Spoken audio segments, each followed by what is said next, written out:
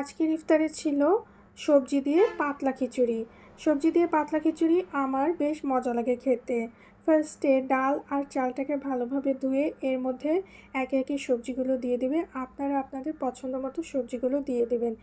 এরপর আদা বাটা, রসুন বাটা, জিরা বাটা, হলুদ গুঁড়া, ধনিয়া গুঁড়া, মরিচ গুঁড়া আর লবণ, এরপর তেল দিয়ে ভালোভাবে হাতে মেখে নেবে।